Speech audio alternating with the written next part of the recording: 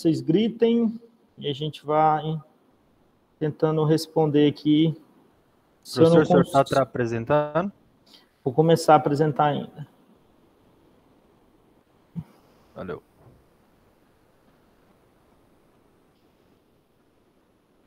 Então, vamos lá. Agora sim estamos apresentando. Então, cefalosporina de terceira geração. Última aula, nós conversamos que as cefalosporinas é um grupo grande de antibióticos. Eles estão naquele grupo grande de beta-lactâmicos, né, que são basicamente os antibióticos mais comentados, não quer dizer que são os mais importantes, não tem nada a ver, mas são muito comentados porque é um grande grupo, né? Então, se é um grande grupo, tem muito fármaco, acaba envolvendo muitas prescrições, certo? As cefalosporinas, elas são divididas em gerações, como eu também coloquei na última aula, e essas gerações, elas permeiam grupos químicos que têm semelhanças estruturais. Dentro de cada geração, a gente tem alguns fármacos que são mais prescritos, outros menos prescritos, e outros que ficam mais na literatura mesmo, praticamente não tem formulação, né, à disposição do médico para prescrição, tá? Então, por isso que sempre vocês prestem atenção no slide, sempre vai estar em negrito aqueles que eu acho, porventura, mais interessante, para vocês sempre olharem, buscarem mais informações, que são os medicamentos mais utilizados, tá? Coloquei para vocês também que as cefalosporinas, elas começam na primeira, e hoje a gente tem até a quinta geração, tá? O que muda entre elas são 3 situações básicas: espectro de ação, certo? Essa é uma informação importante, tá? Segundo, resistência às beta-lactamases, tá entendendo? E também envolve farmacoeconomia e vias de administração, tá? Então, na verdade, a diferença entre elas normalmente está alencada sobre isso, né? Os aspectos de espectro de ação, se age mais sobre gram positivo, gram negativo, né? Qual o perfil bacteriano que as gerações pega mais. Depois, entender, né, se ela é mais ou menos resistente à ação das beta-lactamases, que são aquelas enzimas produzidas por aquele gene BLSE, tão conhecido lá na parte de biologia molecular, que envolve microbiologia, e também a parte econômica, né? Porque a gente precisa entender que, às vezes, uma cefalosporina de quarta, quinta geração é bem mais caro que uma cefalosporina de primeira geração. No caso, elas não teriam muita relação com o mecanismo de intolerância bacteriana através das PBTs, né? Tem também. Então, assim, o Pedrotti perguntou, pessoal, se a única forma, basicamente, mais de resistência está relacionada mais à enzima, né? E não a alteração de sítio de ligação, né, Pedrotti? Ou outras alterações, não, apresenta outras variações também. Então, às vezes o medicamento, ele passa a não ter eficácia, porque não apenas porque a bactéria produziu uma beta-lactamase, mas às vezes por causa de uma alteração do sítio de ligação, alguma outra forma de resistência que ela adquiriu, tá? Então, vamos lá. Então, na cefalosporina de terceira, como a gente estava colocando na aula passada, ela consegue ter um espectro de ação bom sobre gram positivo e gram negativo. Então, se eu compará-la com a primeira e a segunda geração, eu falo que ela tem um espectro um pouco mais amplo. Então, isso já é uma mudança. Então, isso eu já falo que é um diferencial. Um segundo diferencial, ela começa a pegar Pseudomonas aeruginosa, né? Então, que é uma bactéria mais de ambiente hospitalar com um perfil maior aí de resistência. Então, também já é uma diferença. Todas elas, professor, não. Normalmente, a ceftazidima, ela tem uma boa ação sobre Pseudomonas. As demais, nem tanto, certo? Então, essas são, né, algumas diferenças. Outra diferença interessante, né, que ainda são fármacos mais utilizados em âmbito hospitalar. Não quer dizer que cefalosporina de terceira geração são restritos de ambiente hospitalar. Não. Porque hoje a gente pega muito ceftriaxona para uso, né, ambulatorial em algumas situações, dependendo da infecção do paciente. Tá? Então, dentro da classe, nós temos aí, o mais utilizado hoje é a ceftriaxona. Né? Ambiente hospitalar se usa muito ceftaxima e também ceftazidima, que são 2 medicamentos bastante utilizados. A cefixima, hoje, ela quase não é muito, né, utilizada, tá? E aqueles outros demais ali, menos ainda, ok? Então, essas são as principais diferenças iniciais. Aqui, como as demais cefalosporinas, coloquei algumas informações de espectro de ação e parte mais microbiológica. Então, maior espectro de ação contra gram negativa, sempre pensando comparando com as outras gerações que nós já conversamos. Então, se eu comparo com a primeira e com a segunda geração, a terceira geração tem um melhor espectro sobre gram-negativo. Então, eu aumento, né, a amplitude de ação sobre esse perfil aí, ok? Então, tem uma ação boa sobre a Haemophilus influenza, Moraxella catarrhalis, Neisseria, Citrobacter, Enterobacter, Acinetobacter, Morganella morgana e Serratia, né, que são alguns micro-organismos aí gram-negativos bastante conhecidos, tá? Essa semana eu estava com um amigo aqui, que é professor da instituição, né, lá do curso de farmácia, e ele é responsável pela parte molecular de microbiologia do estado. Então, ele que cuida do perfil de resistência dos hospitais. Então, se tem alguém que sabe, né, e eu até falei assim, eu falei, Vanderlei, vou lá contigo, que eu quero ver como é que tá, para passar para meus alunos, né? E assim, porque eu acho isso é o mais importante de uma aula, a gente sempre está atualizado e falando o que está acontecendo agora, né?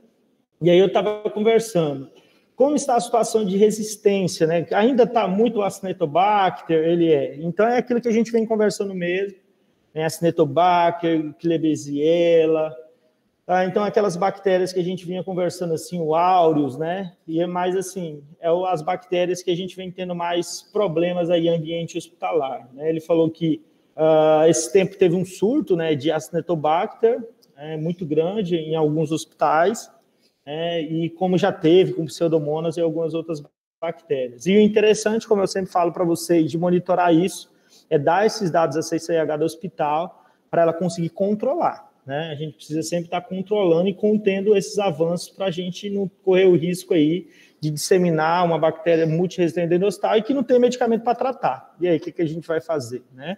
Fica sem alternativa, ok? Principais indicações em relação à ceftriaxona e a cefotaxima, tratamento empírico de meningoencefalites bacterianas, infecções pneumocócicas, né? Algumas DSTs, ela consegue pegar Neisseria, então consegue pegar a gonorreia, tá? Infecções intestinais, não é muito comum utilização, porque normalmente a gente resolve bem infecções intestinais com sulfonamidas e dihidropirimidinas, que é o que a gente acaba mais utilizando, mas mesmo a gente sabendo o que é o tradicional, a primeira escolha, a gente precisa entender que existem outras escolhas, né? Então, nós temos outras opções. Peritonite bacteriana espontânea também pode ser utilizada, e como eu falei da Pseudomonas aeruginosa, a ceftazidima é uma escolha, né? Então, você vê que na primeira geração a gente não falava, na segunda geração também não, mas agora na terceira geração a gente tem fármacos aí que já pegam as bactérias mais multiresistentes, como a Pseudomonas aeruginosa, que das bactérias mais resistentes, acho ainda é a mais famosa, mais conhecida em ambiente hospitalar. Tem uma melhor penetração do sistema nervoso central, isso é importante, porque quando a gente fala de tratar meningite, a gente precisa de fármacos de boa perfusão, né, de meninges, a gente precisa alcançar uma concentração aceitável no líquido cefalorraquidiano, porque não adianta eu falar assim, olha, a bactéria é sensível, mas o fármaco não chega lá. Então não adianta nada. Vocês entendem? Isso parece algo muito simplório, mas a gente tem que pensar. Senão a gente não... Olha, eu sei que bactérias gram-negativas, as cefalosporinas são boas, mas eu estou falando de uma bactéria gram-negativa que está presente na infecção lá nas meninges. Será que o fármaco vai conseguir transpor todas as barreiras até chegar lá? Não, não vai, então não adianta. Então, já tem que pensar em outra hipótese, tá? Espectro de ação da ceftriaxona e cefotaxima, gram-positivo e gram-negativo, sem atividades contra, né, anaeróbicos, então se utiliza mais amoxicilina mais ácido clavulânico, tá?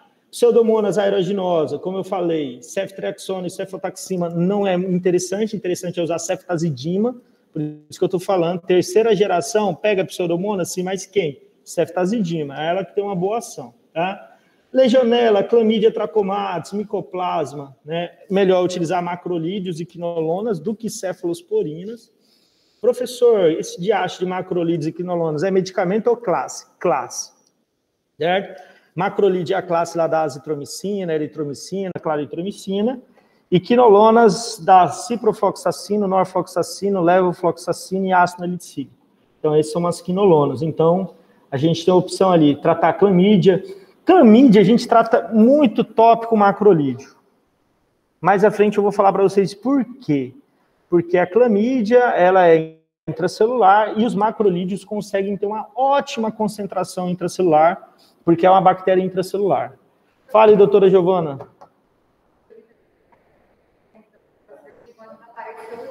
Sim. Então, assim, é muito interessante aí a ação, principalmente em relação à clamídia com macrolídeo, tem uma resposta muito boa, bem efetiva, tá? Listéria, né, ampicilina, né, a gente tem uma boa resposta, né, em relação à listéria. Então, aqui só mostrando que esse perfil aí de micro-organismos, a gente tem outras opções mais interessantes, tá? A famosa dosagem, que a gente vem conversando de alguns fármacos, tá? Eu coloquei aqui também da cefotaxima, uma dose habitual, né? Lembrando sempre, quando fala dose habitual, é aquela dose padrão, de 3 a 6 gramas dia. Por quê? Porque eu já vi uma vez um farmacêutico não liberando a prescrição de um colega médico, porque estava fora da dose habitual. O médico tem autonomia para prescrever? Sim.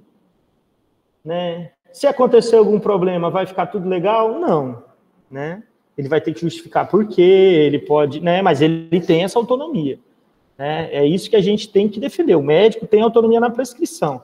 É indiscutível a prescrição? Claro que não, gente. O farmacêutico, ele pode debater com você sua prescrição. Ele não está te chamando de burro, ele não está querendo passar por cima de você, ele não está querendo menosprezar o seu trabalho, o que você estudou. É porque ele também estudou muito medicamento e ele só quer entender por que está fora do habitual. E você, como um bom profissional, você vai falar para ele, não, esse meu paciente, eu não coloquei lá na indicação, mas ele é um paciente soropositivo, ele está extremamente imunocomprometido. Se eu fazer aquele tratamento comum de 5 dias, de 7 dias, né, ele não vem tendo melhora. Então a gente vai ter que ficar com esse antibiótico aí por 20 dias. Fechou, gente, acabou, resolveu. Eu vi 2 gramas de ceftriaxona. Sim. Passei de uma vez. Então, assim, a dose de ataque, que normalmente foge do habitual, dose de ataque, quando a gente quer fazer uma dose de ataque, o que é dose de ataque? É quando a gente quer fazer um pico sérico mesmo da droga altíssimo, que a gente quer ter uma resposta inicial mesmo potente, e aí depois a gente mantém, né, com uma dose habitual, uma concentração mais habitual, mas a gente faz uma dose inicial um pouco mais alta, né, que também é comum, então foge um pouco do habitual, tá? Então, 3 a 6 gramas dia de 8 a 8 horas, máximo de 12 gramas dia, tá certo? Então, esse aí é o comum. Pacientes com insuficiência renal, normalmente deve-se fazer ajuste, tá? Paciente com insuficiência hepática, já não desnecessário, porque o metabolismo é hepático baixo. Ali a ceftriaxona, né? Esse medicamento foi muito famoso, gente. Quando veio a ceftriaxona, nossa, foi assim, caraca, veio o Batman, né?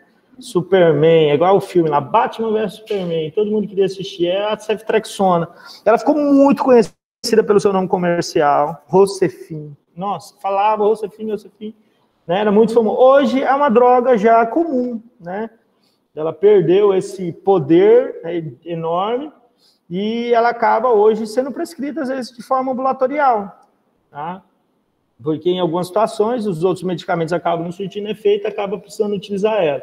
É um fármaco para uso parenteral, né? Então, esse é um grande problema da ceftriaxona, mas é um fármaco ainda bastante eficaz, tá? Normalmente se faz doses de 500 miligramas, podendo fazer dose de 1 grama, tá? Pode ser de 12 em 12, mas também pode ser uma dose dia, depende muito do critério médico, tá? Hoje a gente se vê fazendo mais uma dose dia do que de 12 em 12, tá? Depende muito do quadro de infecção. Tá? Depende muito do quadro de infecção. Mas pode fazer uma dose diária, uma dose, principalmente doses de 1 grama. Né? Doses de 1 grama. Tá? E ali, por último, a ceftazidima, que nós falamos que tem ação sobre pseudomonas, de 4 a 6 gramas dia, dividido em doses de 8 em 8. Tá? Então, aí a dose, concentrações das principais cefalosporinas de terceira geração, lembrando que é grupo B, né? São drogas do grupo B, são drogas que têm um menor risco, quando a gente está falando aí em relação a gestantes, lactentes e assim por diante, tá? Oi. Ceftazidima hoje se faz mais parenteral também, tá? Parenteral também.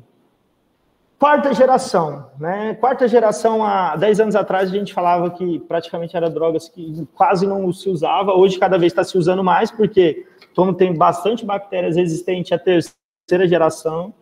Então, a gente tem que usar o cefepime. Cefepime é uma droga cara, é um medicamento bastante caro. O tratamento não fica um tratamento barato. E o que traz de vantagem, professor? O cefepime ela vem com vantagens frente à primeira, segunda e terceira geração. Né? O que vem com vantagens? Para mim poder saber assim, por que eu vou prescrever e não vou prescrever o outro. Primeiro, pessoal, o espectro de ação contra as gram-positivas, ela dá uma ampliada, então ela consegue melhorar ainda mais o seu espectro. Tá? Então ela tem uma atividade muito parecida com a gram-negativo, mas em relação às gram-positivas ela amplia um pouco o espectro, né, quando a gente vai comparar principalmente com a terceira geração. Mas, assim, um efeito muito interessante dela é a resistência que ela tem mais às beta-lactamases, que é a primeira, segunda e terceira geração. Então, elas ficaram mais resistentes à ação das beta-lactamases. Então, aquele gene BLSE lá, normalmente, às vezes não alcança elas, né? Apesar que eu já peguei algumas variações com cefepima também resistente. Porque, como eu falei, eu trabalho muito em microambulatorial, que é bem diferente da área hospitalar, né? Mas a gente, mesmo no ambulatório, a gente acaba pegando, assim, bactérias resistentes a tudo, né? E aí aquilo que eu falei, a gente manda lá para o LACEN para eles fazer a parte de eletroflorese, né? Para a gente separar realmente qual é a enzima que essa bactéria produz, isolar essa enzima e a gente conseguir compreender se outras bactérias que estão causando infecção, se está vindo com essa mesma enzima. E aí a gente sabe que são transferências que estão acontecendo entre essa cepa dentro daquele ambiente, para mim tentar conseguir controlar. Epidemiologicamente, isso é muito importante para a gente, né? E aí foi o que o Vanderlei já falou para mim, né? Eles estão fazendo por eletroflorese, quase que não sai de proteínas, mas a gente pode fazer por reação da cadeia da polimerase também, né? PCR real-timer, mas lá no LACEN não estão fazendo essa parte por PCR, estão fazendo por eletroflorese mesmo, ok? E a cefepima aí é o que a gente utiliza, é uma droga hoje comum dentro dos ambientes hospitalar, mas é uma reserva terapêutica, certo? Isso aí é um fármaco, é aquele arma que você tem guardadinho lá, né, que você não vai estar utilizando. Praticamente ambulatório, a gente praticamente não usa essa droga, ela é mais reservada mesmo para o âmbito hospitalar. O intuito da classe, manter a ação da cefalosporina de terceira geração contra gram-negativo, então permanecer a boa eficácia que a de terceira geração tem contra gram-negativo, exemplo, pseudomonas, melhorar a ação contra gram-positivo, então melhorar o espectro sobre gram-positivo, né? A droga partiu do meio para o final da década de 80, contra gram-negativo é igual a ceftazidima, contra gram-positivo atua bem contra Staphylococcus aureus, tá? Não atua contra enterococos, né? Então, tem uma boa ação em relação a Staphylococcus, em relação à ação da oxacilina. Principais indicações, né? Infecções hospitalares graves, como eu falei, é uma droga mais de ambiente hospitalar, né? Infecções mais graves, tá? Pneumonias, infecções do trato urinário, meningites causadas por bacilos gram-negativos sensíveis, né? Sem etiologia determinada, antimicrobiana inicial no paciente neutropênico febril, né? Uma droga de primeira escolha, né? Paciente com neutropenia febril, normalmente introduz a droga. Lembrando, como eu falei para vocês, pacientes início de bacteremia, quando você é identificado, gente, não tem um foco definido, você não sabe que bactéria que é, mas existe ali uma bacteremia, as primeiras horas para iniciar a antibiótico terapia é importantíssimo. E não se deve perder tempo e muito menos correr o risco de errar. Então, por isso que muitas vezes vocês veem como primeira escolha uma droga mais potente para esse tipo de situação, porque bacteremia, evolui para uma sepsia em um paciente, né? Então, você não quer errar, Professor, então eu esqueço o antibiograma? Você entra com a droga sem antibiograma. Professor, mas eu posso fazer antibiograma? Deve. Você vai lá, você colhe o exame e começa a droga. Entendendo? Começa a droga. Mas colhe o exame para você ver se aquele antibiótico que você escolheu, se realmente vai ter eficácia. Então, você vai conseguir ver isso, normalmente 24 ou 48 horas você vai conseguir verificar. Tá? Deixa eu ver ali, dosagens. Né? Dose habitual de 2 a 4 gramas dia, 12 horas, né? E insuficiência renal, ajuste de dose, como eu já falei, né? Em relação à excreção renal. Já falei que as cefalosporinas são drogas mais hidrossolúveis, né? Então, a gente precisa fazer um ajuste de dose em relação à utilização, tá? E aqui a quinta geração, que não são drogas tão utilizadas, não é uma droga assim, a gente tem uma amplitude, né, grande de uso, são drogas né, que a gente tem pouco tempo aí em relação à introdução delas, principalmente no Brasil. O cefatoroline já está disponível no Brasil já, uma droga disponível.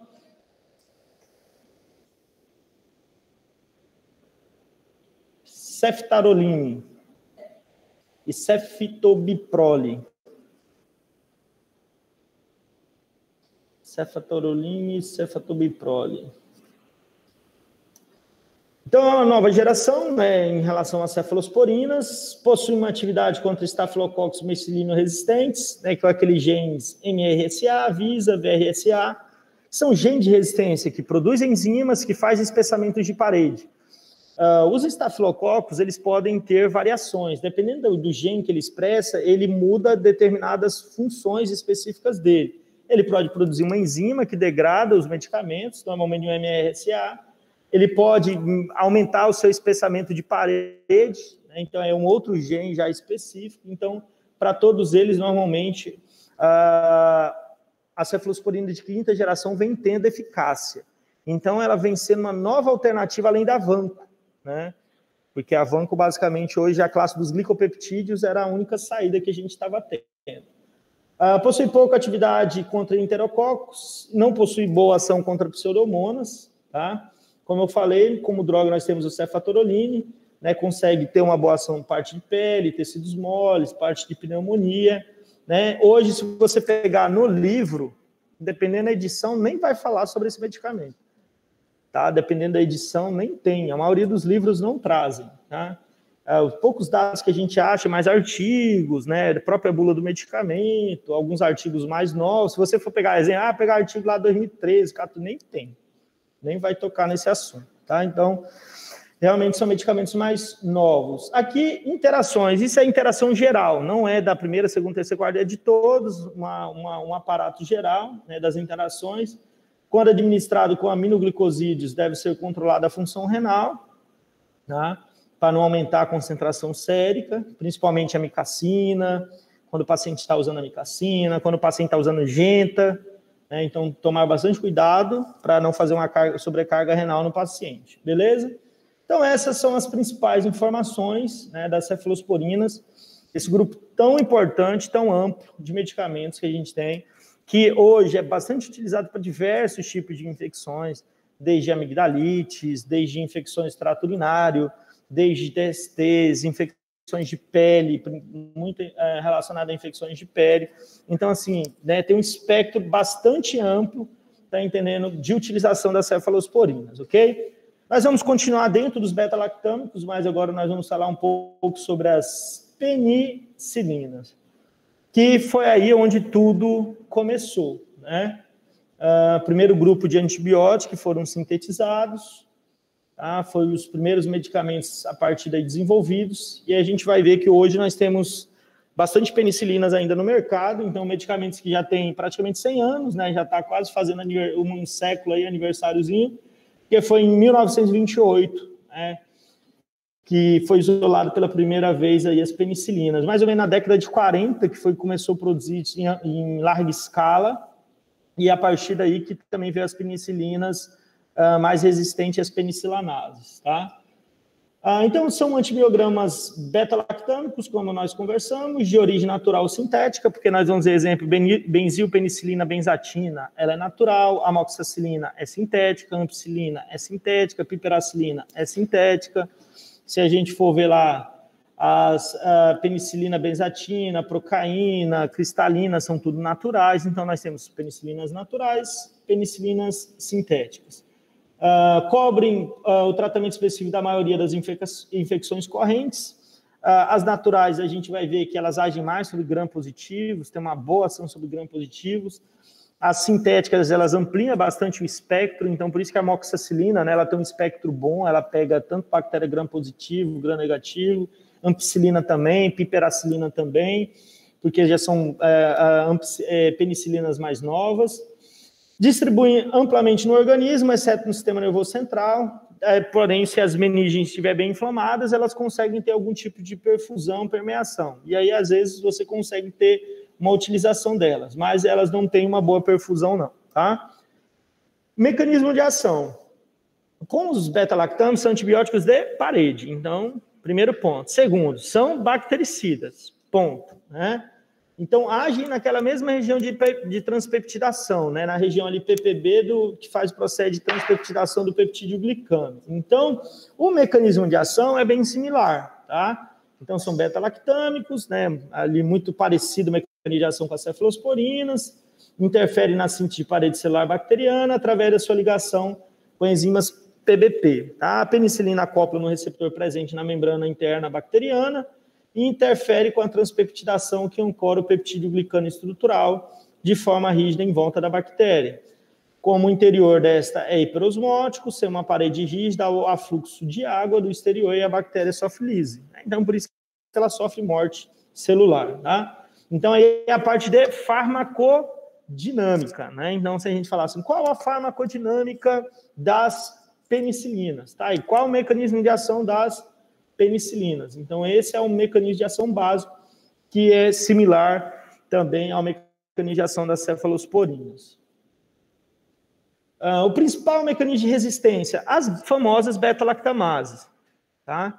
Então, assim, gente, o que a gente precisa compreender é que a bactéria, ela possui, né, informações no seu material genético que normalmente está presente no DNA plasmidial em relação à resistência. Então, quando ela tem esses genes, esse gene tem a capacidade de codificar alguma proteína. No caso, uma proteína com atividade catalítica, né? Uma enzima, tá? E essa enzima tem a capacidade de degradar o medicamento. Então, as beta-lactamases são enzimas que possuem a capacidade de degradar esse anel beta-lactâmico do fármaco. Principalmente das penicilinas, mas também que tem capacidade de degradar também de algumas cefalosporinas, como a gente viu, né, quando a gente estava falando das cefalosporinas, tá? Não é a única forma, tá, da bactéria adquirir uma forma de resistência frente às penicilinas, porque elas também têm outro mecanismo, que é a inativação de inibidor das enzimas autolíticas da parede celular, né? Então, ela também interfere dessa forma. Outra situação também bastante comum, né, é mudar o sítio de conformação dessas enzimas PBPs ali, né? Mudar o sítio de conformação e interferir no acoplamento do fármaco com o alvo, tá? Então, assim, as enzimas é o mais comentado. Então, se a gente fala assim, qual que é a forma mais comum de resistência frente às penicilinas? A produção de enzimas beta-lactamase e produção das penicilanases. Então, o mais comum, né? Mas tem outras formas de resistência também. Nós temos outras formas de resistência em relação ao medicamento, tá? Ali do lado, só mostrando a parte da produção da enzima, a beta-lactamase. Lembrando que ela é produzida pelo gene BLSE, né? Então, lá no exame, normalmente no antibiograma, coloca os laudos, eles vêm assim, né? Na observação. Presença de BLSE, aí coloca entre parênteses, beta-lactamase de espectro estendido, aí fecha parênteses, tá entendendo? Para você entender que aquela bactéria que foi cultivada, que cresceu e que foi identificada, ela possui esse gene e ela produz beta-lactamase de espectro estendido. Isso aí a gente consegue, não precisa nem de exame de biologia molecular para a gente identificar isso. A gente faz testes com os próprios antibióticos e consegue ver a presença dessa enzima, tá?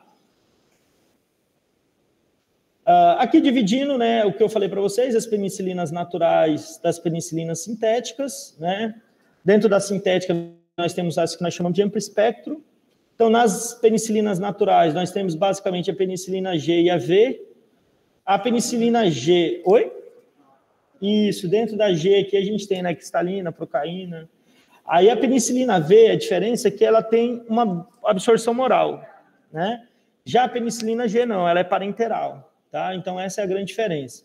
Tem um fármaco que ficou bastante conhecido com o nome comercial dele, que é PENV oral. Então, eles já colocaram, né? PENV, já para indicar que é uma penicilina V, tá?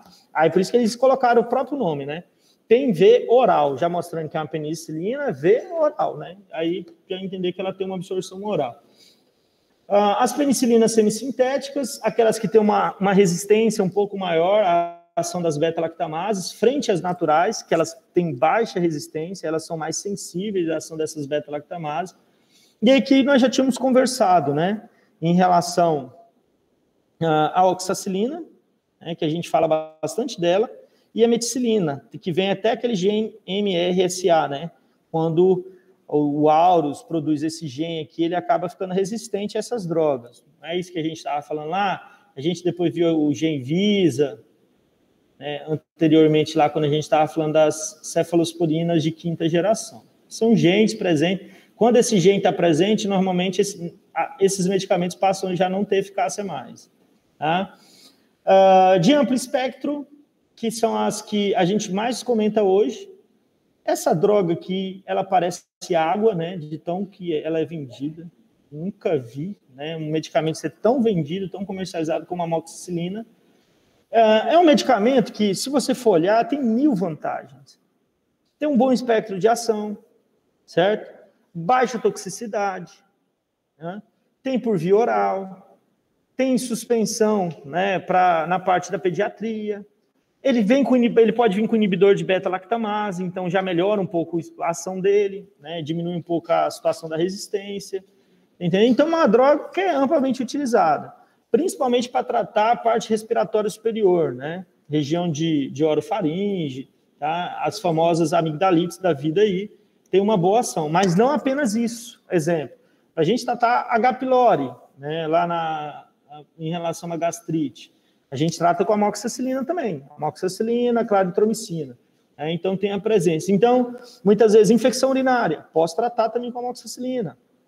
Tá? Então, é um fármaco que tem um espectro de ação bem amplo. Algumas infecções de trato respiratório inferior, também a gente consegue tratar com a amoxicilina mais ácido clavulânico.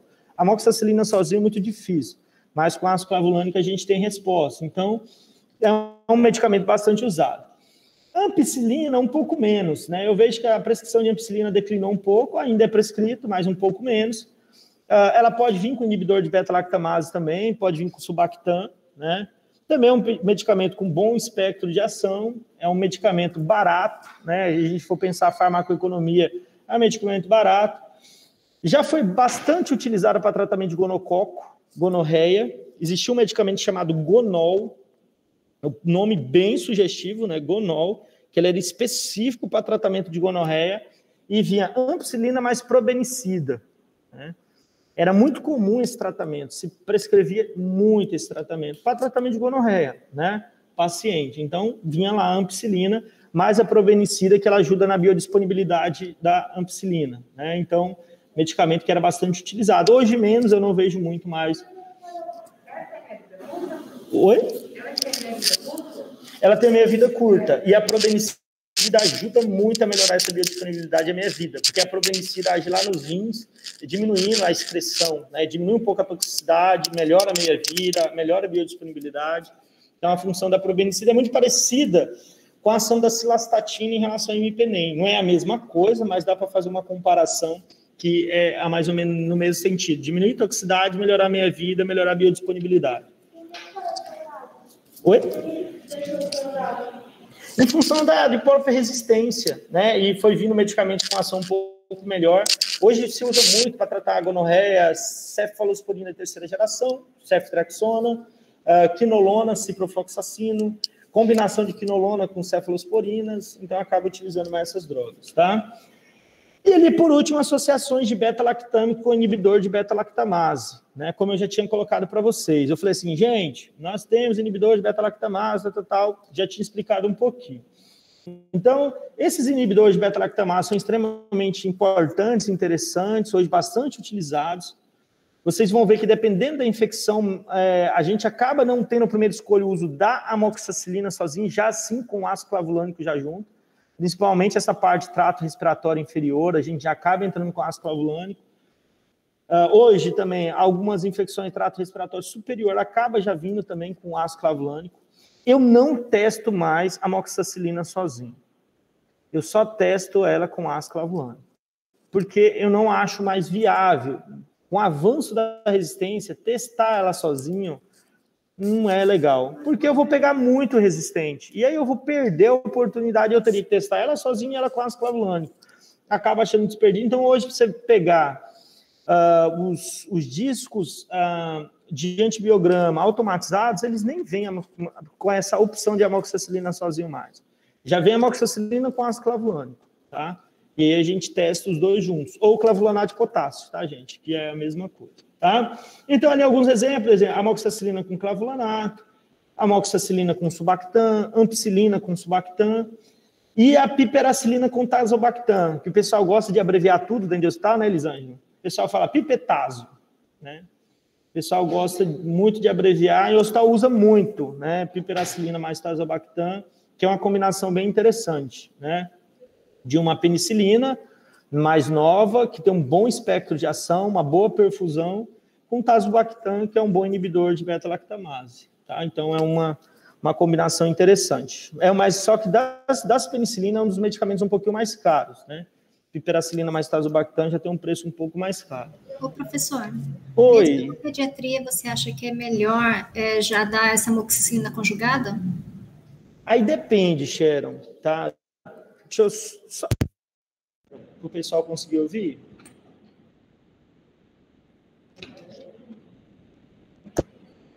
Você consegue repetir, Sharon, só para o pessoal poder ouvir? Mesmo na pediatria... Nossa, dá eco. É indicado o uso da amoxicilina conjugada também? Então, é o que eu estava falando. Na pediatria, dependendo do foco da infecção, a gente ainda pode tentar a amoxicilina sozinha. Mas mesmo na pediatria, quando a gente já pega aquelas crianças, exemplo, você pega às vezes uma criança de 3 anos, que ele já tem aquela amigdalite crônica, certo?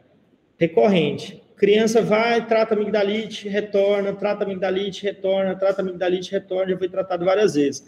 Você percebe que você começa a utilizar a amoxicilina, mesmo sendo pediatria, né? Então tem 3 anos, né?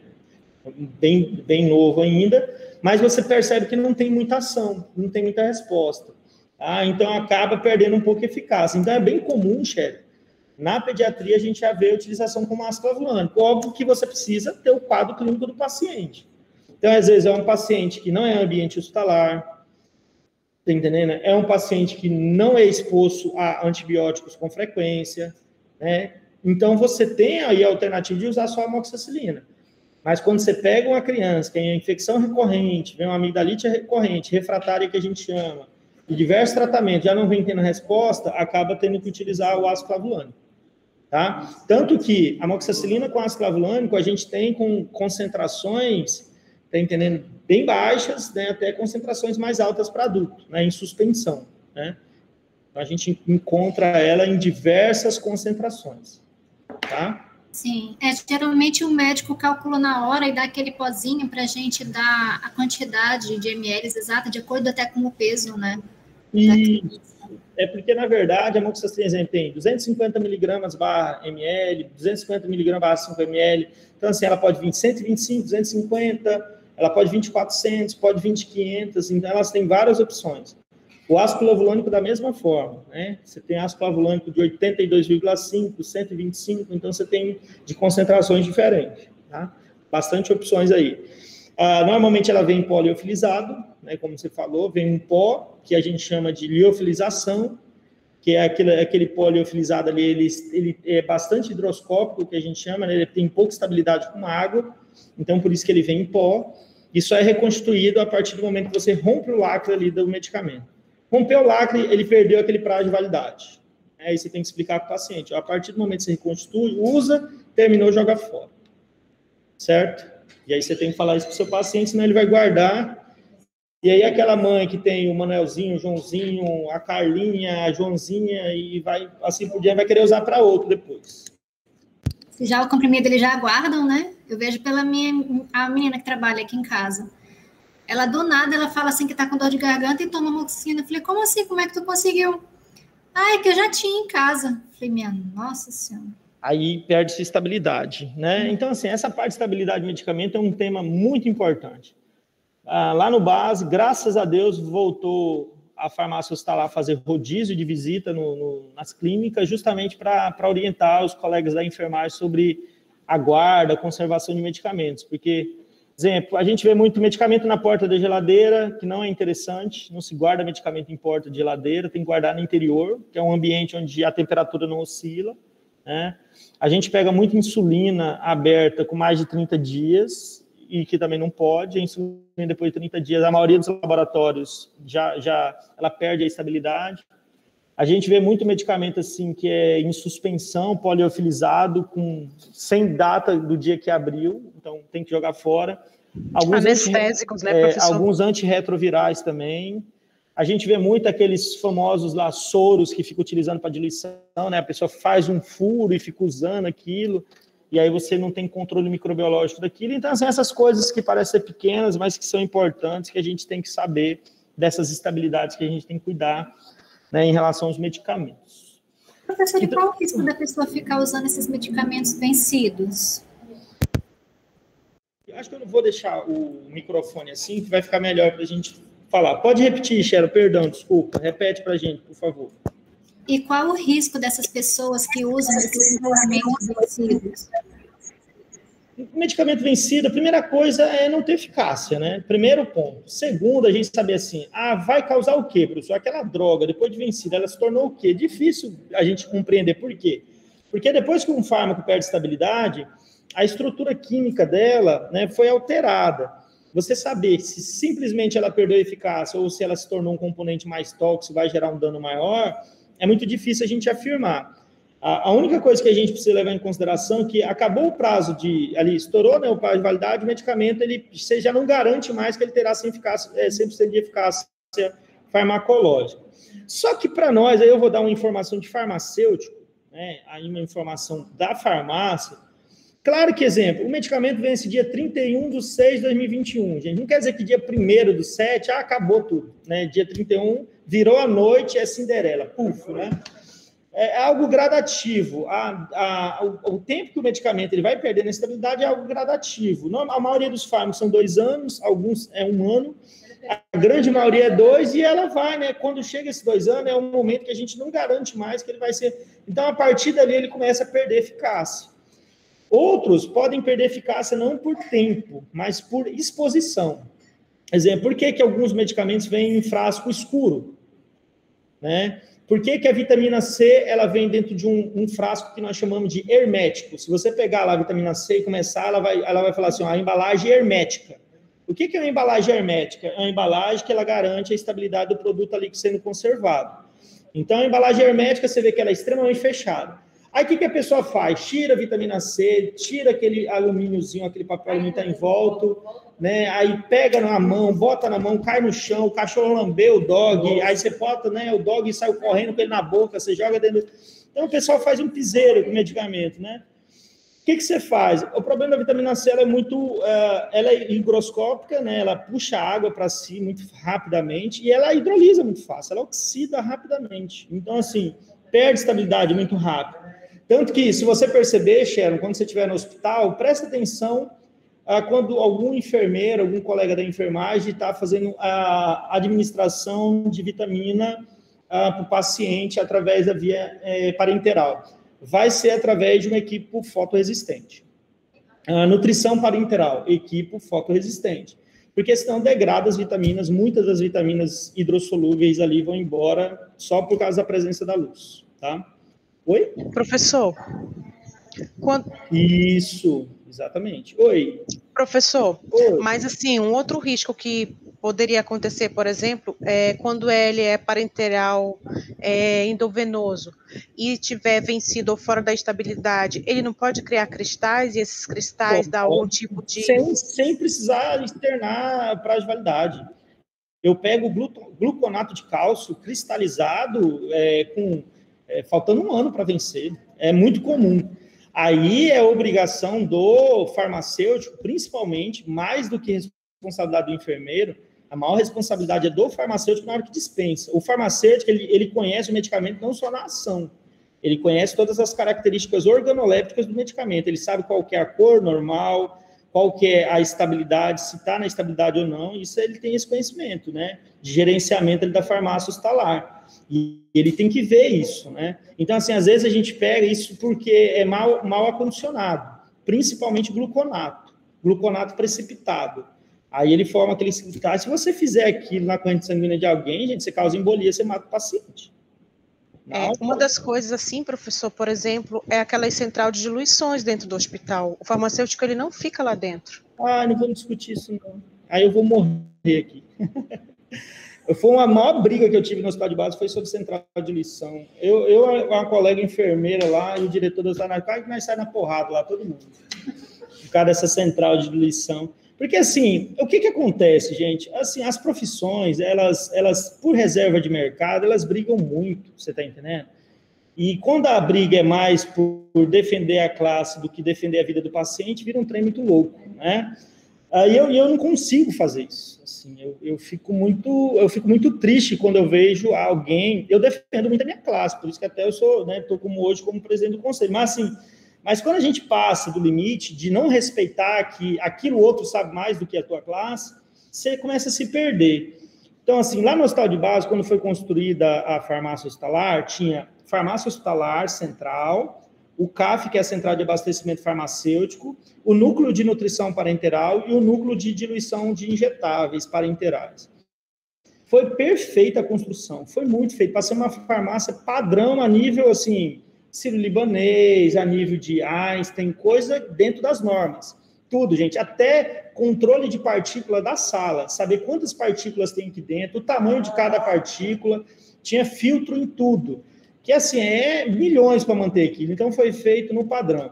Seres humanos, né, que não sabem, né, manter o que foi... Alguém um dia pensou e fez certinho, começaram a degladiar tudo isso. E praticamente conseguiram destruir tudo. Entrou um diretor, ainda bem que ele não está lá, eu não vou falar o nome, óbvio. Ele passou por lá e ele conseguiu acabar quase tudo. Então, hoje a gente não tem praticamente nada disso que eu falei. Aí, o que aconteceu? Em 2016, a gente vem sendo acompanhado pelo Oswaldo Cruz.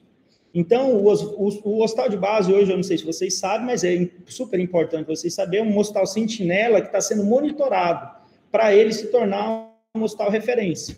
Mas isso vem se arrastando, melhorou muita coisa, mas está faltando ainda bastante coisa. Dentro desse processo, vários profissionais foram para São Paulo, eu na época, eu lembro que eu fui para o Sírio, fiz curso no HCOR, a gente trouxe muita coisa legal. Mas uma das discussões foi reativar a central de diluição. Tem ela lá dentro da farmácia. Hoje eu uso como depósito da parenteral, que é onde eu sou chefe. E, assim, dá dó, porque lá é tudo dividido. Então, assim, tem a central de você receber o material, tem a central de você lavar, tem a central de você paramentar, tem tudo bonitinho. Não tem problema colegas enfermeiros e farmacêuticos trabalhar junto, mas não consegue. Um vai arrancar o pescoço do outro. Não consegue, gente. Não consegue. O ego de ambas as partes é gigante. Um quer que ser melhor que o outro. E o pessoal fala do médico, né? E aí eu vou falar algo aqui. Eu não tenho problema com médico. E eu vejo que enfermeiro e farmacêutico só falta se matar na facada. Médico com enfermeiro também muitas vezes se mata na facada. Mas farmacêutico com médico, eu não tenho problema com médico. Colega médico, nossa senhora, tudo que eu ligo, raramente às vezes uma coisa ou outra. Entendeu? Mas assim, não tenho problemas com ajuste de prescrição, quando eles erram, o cara faz me agradecer, né? Estou indo lá ajudar ele.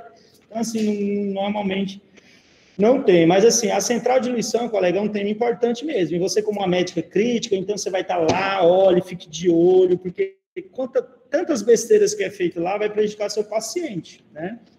Então, não estou falando que besteiras são feitas porque às vezes não está na mão do farmacêutico, mas às vezes o ambiente, gente. Só para dar um último dado, para vocês entenderem a gravidade, eu já vi hospitais em Porto Velho manipular a nutrição parenteral em centro cirúrgico, onde faz cirurgia. Coloca na mesa e manipula a nutrição parenteral, que é algo que você tem que manipular num ambiente extremamente limpo. Centro cirúrgico é um ambiente extremamente sujo, né? Ambiente você faz cirurgias atrás de cirurgias. Então, assim, a gente tem que ter esses cuidados, gente. Né? A vida das pessoas, a gente tem que ter esses cuidados, certo? Então, vamos lá, continuando. Então, a penicilina G, né, que nós estávamos falando da V e falando da G. A G, nós temos ela cristalina, né? Ou nós temos ou a benzilpenicilina benzatina, né? Ela tem uma meia-vida curta, né, dificultando seu uso, intervalos curtos entre doses, 85% inativada em meio ácido, né? Então isso gera uma indisponibilidade por via oral, elevada concentração nos tecidos, exceto o sistema nervoso central. 70% excreção renal na sua forma ativa, 90% secreção tubular, a probenicida consegue gerar um bloqueio, foi aquilo que eu falei para vocês, que é legal, às vezes a gente usa ampicilina, mas probenicida. Então, o que eu faço? Eu aumento né, o tempo de meia-vida da droga e eu consigo melhorar um pouco a sua biodisponibilidade, né? E 10% aí em relação à filtração glomerular, tá? Formas de apresentação, que isso é muito interessante para vocês, né? Vocês vão ver bastante e vão prescrever muito, né? Tanto a cristalina como a procaína, né? A benzatina, tá? Então, a cristalina, ela possui uma eliminação mais rápida, certo? Ela possui uma eliminação mais rápida e a procaína, ela faz um depósito, né? Lembrando que a cristalina, você consegue fazer ela EV, né? Endovenosa, e já a procaína, você faz ela IM, né? Intramuscular.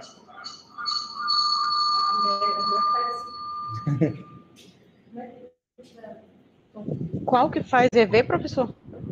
A cristalina. Isso. Ela tem uma meia-vida rápida. É porque a Daiane só está ajustando aqui o celular dela. Dosagem habituais. A cristalina de 12 a 24 milhões de unidades dia. Tá? A procaína de 600 unidades e a benzatina normalmente 1.200. Né? Normalmente é a famosa benzilpenicilina benzatina que a gente fala, né? Que é a famosa benzetacil. Ficou em falta um tempão. Foi, assim, um problema. Por que, professor, foi um problema? Porque hoje ele é protocolo de tratamento de sífilis, treponema pálido. E aí foi um BO. Por quê? Eu não sei se vocês sabem, com certeza, acho que vocês devem saber, já viram talvez epidemia, patologia e tal, que nós enfrentamos um problema gigante de sífilis no país, gente. Sim. Assim, absurdo, né? E ninguém fala, né? Ainda mais agora que não vai falar mesmo, coronavírus, né? Então esquece, ninguém vai falar de mais nada. Mas antes do coronavírus, já não se dava tanta atenção. Por quê? Porque tem tratamento, então ficava. Mas é um problema de saúde pública. Tanto que quando ficou sem, gente, foi um Deus nos acuda.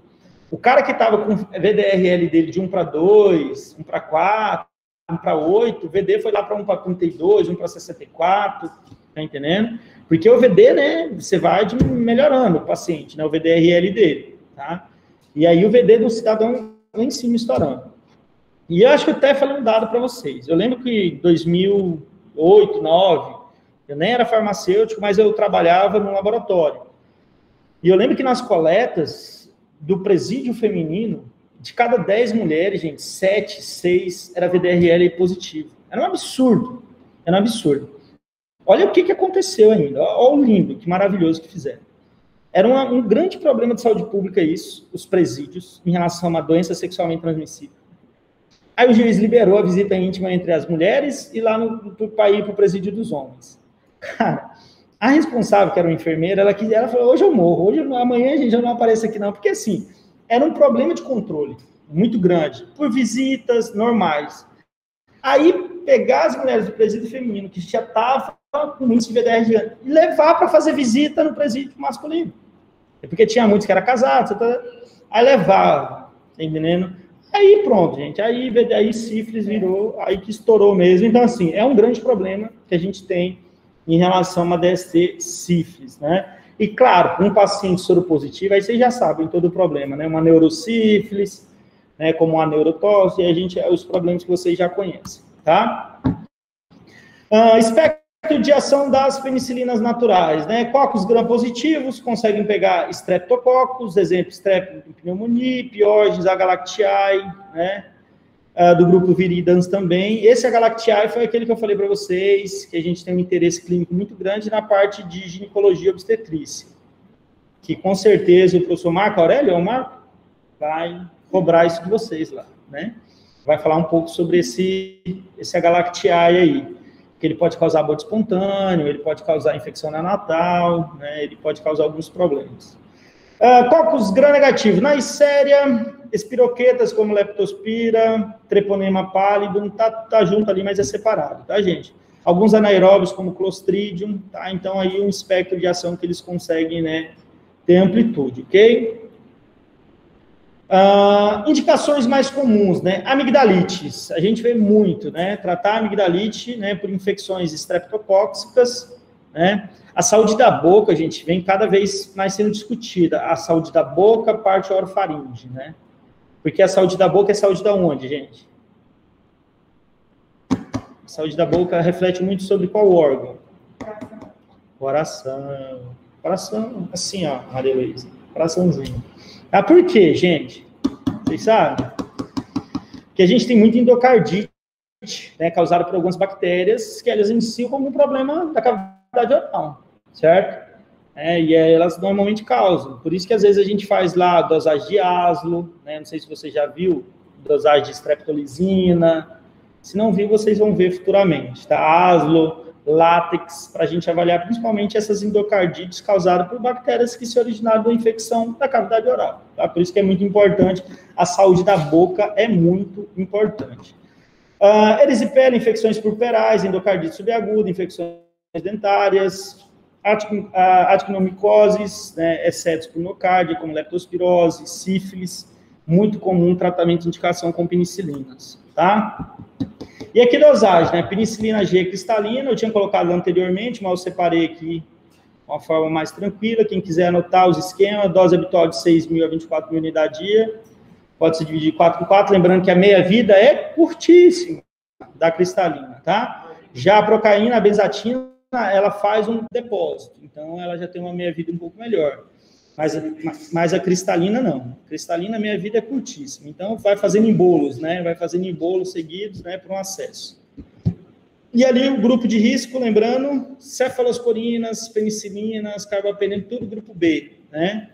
Então, são medicamentos aí que a gente tem normalmente aí uma tranquilidade em utilizar, né, em pacientes grávidas, em utilizar quando está em processo ainda de lactação, para a gente poder utilizar. Ok? Aqui agora a oxacilina mais... Vocês estavam copiando? Sim? Tá, beleza. No caso de sífilis, seria, mulher grávida, seria... Não pode utilizar. Normalmente faz o tratamento normal, tá? Assim, eu não conheço essas outras cristalinas procaínas, eu conheço a benzatina. É menos usada? Normalmente é um pouco menos usada. Assim, a cristalina é mais utilizada em ambiente hospitalar, tá? Cristalina, e em ambiente ambulatorial é mais usada a benzatina mesmo, tá? Mas assim, ela existe ainda, a gente tem no mercado, a procaína.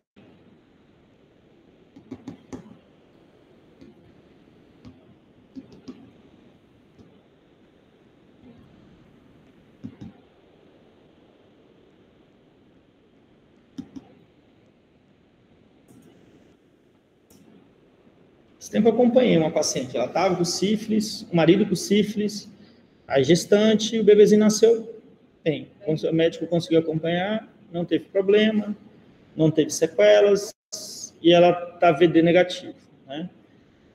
Se você fizer o VD e aí você ainda tiver dúvida, qual exame que a gente faz? Confirmatório. Qual que é o confirmatório para sífilis?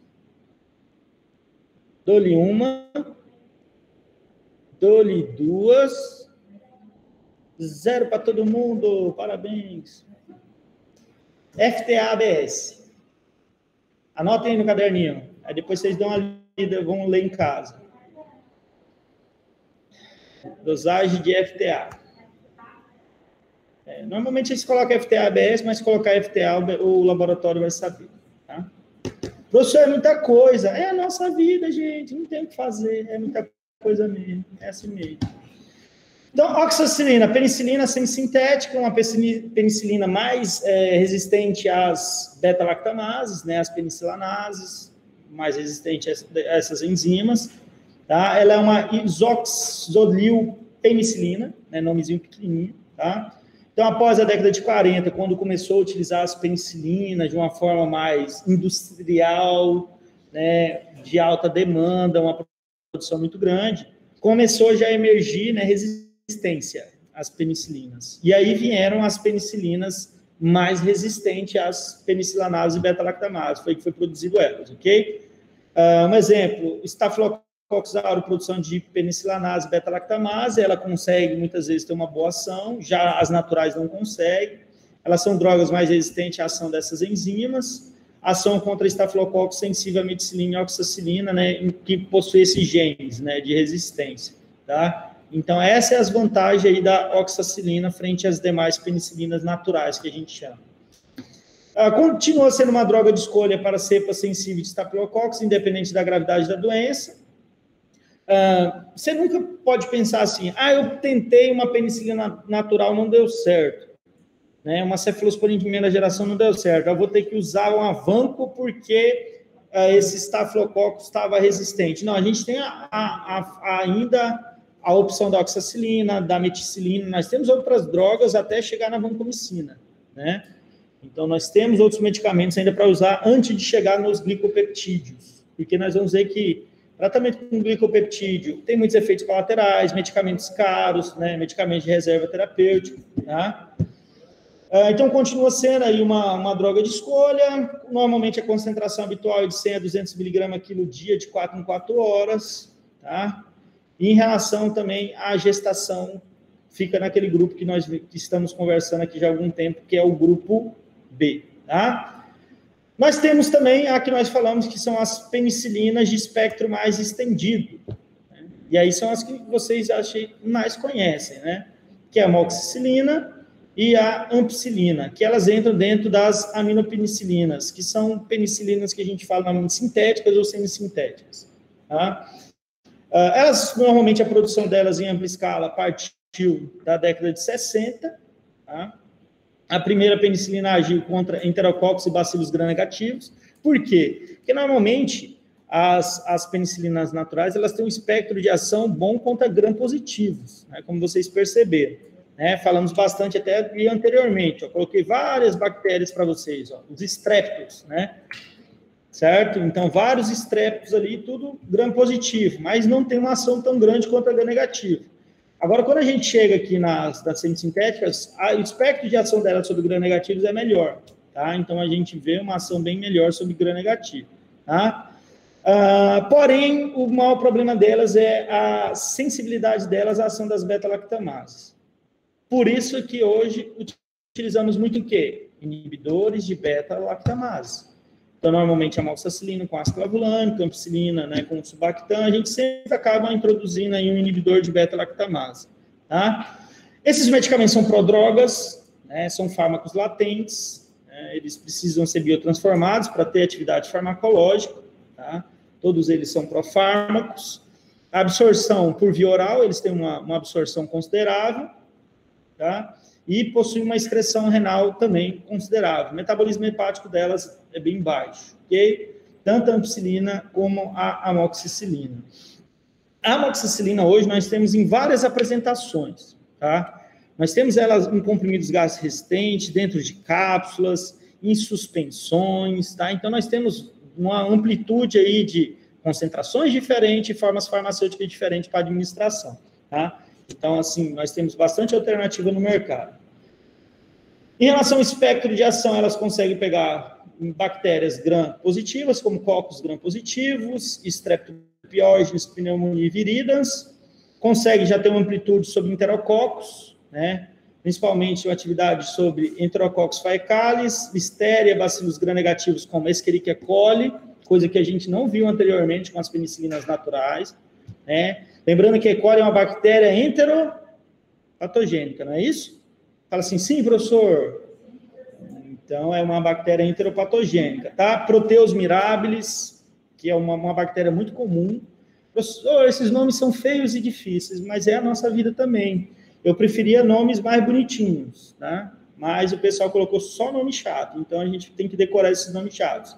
Então, Escherichia coli ou Escherichia coli, né? Proteus mirabilis, Haemophilus influenza, não produtor de beta-lactamase, a Salmonella e a Shigella, as famosas salmoneloses e shigelloses, aquele domingo em família maravilhoso e aquela segunda tenebrosa na vida de todo mundo, quem não já passou por isso, né?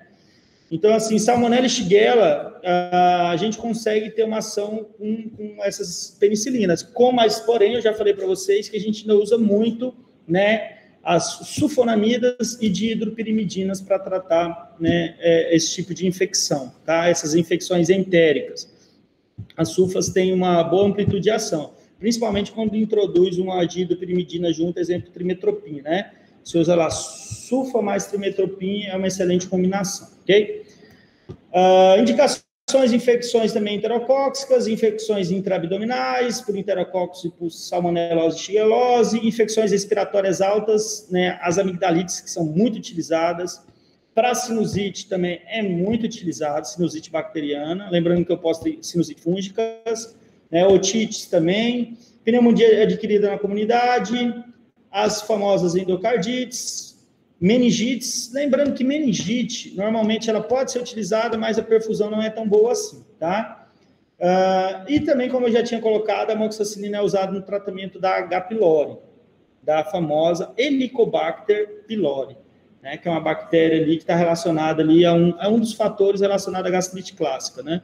Mas não quer dizer que, erradicando essa bactéria, tudo está resolvido. Mas, normalmente, hoje, você faz lá uma endoscopia, faz o teste da urease, vê a presença da bactéria, trata a bactéria. Ou através de uma biópsia também, né? Ou através de uma cultura. Tem várias formas de identificar a presença ali do H. pylori, ok?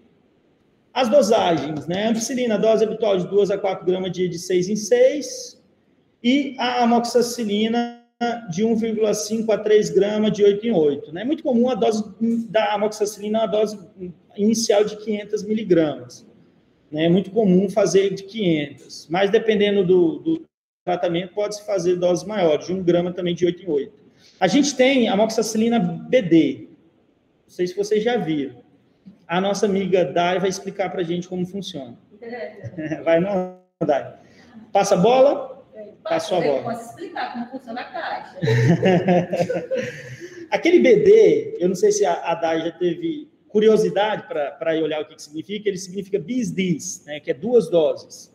Então, ela é uma amoxicilina 2 doses e não 3 doses. Então, ela não é de 8 em 8. Ela é comumente utilizada de 12 em 12, tá? Isso é tecnologia farmacêutica. Vocês têm que... eu acho que um dia, logo no início das aulas, eu comentei um pouquinho com vocês. Quando a gente, na aula presencial, eu coloco sempre no quadro isso. Um pouco de farmacotécnica para clarear a vida de vocês. Alguns medicamentos, eles vêm assim, ó. Metformina XR, diclofenaco SR, amoxicilina BD, paracetamol mais pseudoefedrina DC. Então, assim, tem siglas que significam bobeiras que eu falo assim, são coisas banais, exemplo, DC, dor de cabeça. Né? Quer dizer que é um medicamento para dor de cabeça. Mas tem siglas que você precisa saber muito, por quê? Se o paciente ele não entender aquela diferença entre um e outro, às vezes ele não vai querer comprar. Um exemplo. Às vezes o paciente estava tomando metformina porque a Giovana prescreveu. Aí o paciente começou a queixar com muito desconforto gástrico, porque ele estava tomando 850 miligramas de metformina de manhã, 850 miligramas de metformina à noite, para a diabetes dele. E é muito desconforto, náusea, vômito, diarreia, passando muito mal. Aí a Giovana falou, não, eu vou prescrever para você 800 miligramas mais XR. Só uma dose diária e vamos ver como é que vai ficar a diabetes do senhor. Aí ele vai na farmácia, chega lá, é o triplo do preço. Aí ele, rapaz, essa médica acha que eu sou rico, essa doida, né? Assim que o paciente fala da médica. Acho que eu tô rico, ó, passo, mudo, não, coloco um XR na frente, mudou tudo aqui. Aí ele fala, não, vou tomar a mesma coisa de sempre, e vou aguentar lá. Ou se não, o que faz? Se a pessoa também que dispensa o medicamento, isso na farmácia tem que saber, pensa que é a mesma coisa, e não é. Aquele XR significa liberação estendida, né? E aí é um medicamento que ele tem polímeros hidrofílicos e que ele libera o medicamento de forma bem gradativa. Ele não faz um pico inicial, ele vai liberando, e isso causa um menor desconforto gástrico no paciente e tem uma meia-vida da droga bem mais linear. Então, assim, essas informações às vezes é interessante. Por que o médico prescreveu um Voltaren SR? Porque o cara estava com muita dor. Porque é uma liberação que faz um pico inicial como se fosse uma dose de ataque. A primeira camada do comprimido, ela começa a ser desentregada rapidamente. É quase como se fosse um efervescente. Chega no estômago, já todo liberado. Então faz um pico, e aí depois o núcleo do comprimido ele é mais rígido. Aí ele começa a ser liberado mais gradativo para manter aquela dose inicial que foi adquirida. Então, assim, se não sabe, o cara macera, corta o comprimido, joga tudo por água, vai, né, vai. Então, assim, tem que ter algum conhecimento sobre isso para vocês. Por isso que eu estou falando que às vezes vocês vão ver aí nos rodízios da vida, nos postos de saúde da vida, né, algum preceptor de vocês, quando prescrever lá, eu quero essa amoxicilina BD. Aí você, o professor falou lá, esse daí vai ser de 12 em 12, esse aí não vai ser de 8 em 8. Aqui as carboxipenicilinas, né, a carbapenicilina normalmente é pouco utilizada hoje, tá, mas ela tem uma atividade anti-pseudomonas, né, tem uma vantagem, apenas disponível para uso EV, um espectro amplo para gram-positivo e gram-negativo, né, normalmente é mais utilizado em ambiente hospitalar, e aí, como eu coloquei, consegue ter uma ação sobre pseudomonas, Enterobacter, Acineto, né, Serratia, Bacteroides fragilis, que são aí algumas bactérias mais de ambiente hospitalar, tá? Esse aí eu coloquei mais para exemplificar, não são antibióticos tão utilizados, mas para vocês terem aí uma visualização sobre eles, tá? Aqui é a ticarcilina, que é uma carboxipenicilina, ela também tem uma atividade também anti-pseudomonas, porém ela não tem atividade contra Enteroclox, Klebsiella e Serratia, ok? E para finalizar essa parte, em relação às penicilinas, eu coloquei aqui os inibidores de beta-lactamase, que nós tínhamos conversado, tá? Os inibidores de beta-lactamase, essa beta-lactamase, ela pode ser produzida tanto no DNA plasmidial como no cromossomal, tá, gente? Então, assim, nós temos as beta-lactamases lá, cromossomo